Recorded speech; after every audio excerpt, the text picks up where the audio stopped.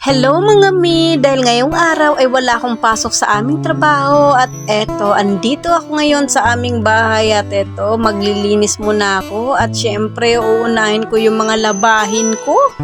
Tingnan nyo naman guys, napakarami at dahil nagpalit ako ng aming mga bedsheet. Ayan, hindi bedsheet, mga kumot at kung mga ano talaga sagaan guys kasi syempre makati na sa higaan. At ayan, syempre binabad ko muna ang aking mga puti at nandyan na rin ang aking mga uniforme. Eto talaga yung mga ginagawa ko pag wala akong pasok sa aming trabaho. Ganito rin ba kayo guys pag wala kayong pasok sa inyong trabaho? Kung ano-ano yung mga ginagawa nyo sa bahay?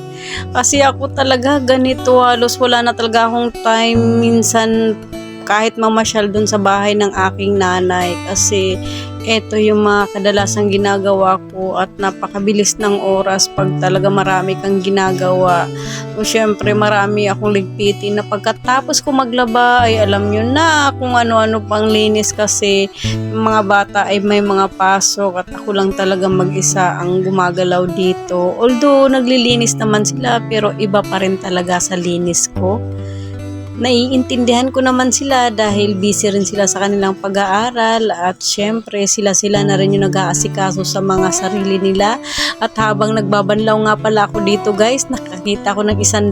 Nakalimutan ko nung isang araw na binigyan nga pala ako ng aming guest ng 100. At dahil ipinasok ko lang agad sa aking bulsa kaya ayan na i-washing ko tuloy at napakarami ko talagang labahan ngayong araw guys. At syempre hindi lang naman yan yung ginagawa ko sa araw-araw at dito nga iniligpit ko na yung aming higaan dahil gising na rin yung mga bata sa mga oras na yan.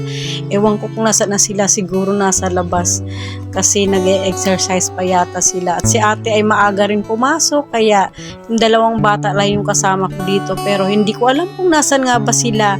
At pati alam nyo mga tsinelas at sapatos nila isinabay ko na rin sa aking paglilinis dahil syempre para malinis tingnan. At ito nga pala si Luna, payat na dahil na-stress ng bagong taon pero malakas kumain yan guys ha. At pasok tayo sa loob guys at ito na nga yung hapon na to ay nandini na nga pala si ate sa mga oras na to. Pero nalinis ko na yung bahay. Actually, kararating niya lang galing sa school niyan guys. Kaya hinayaan ko. Kasi maaga kasi siyang umaalis. Kaya hinayaan ko matulog na lang siya pagdating. At eto nga nung gabi, itong aming ulam. Niluto ko yung aming natirang pata nung bagong taon pa.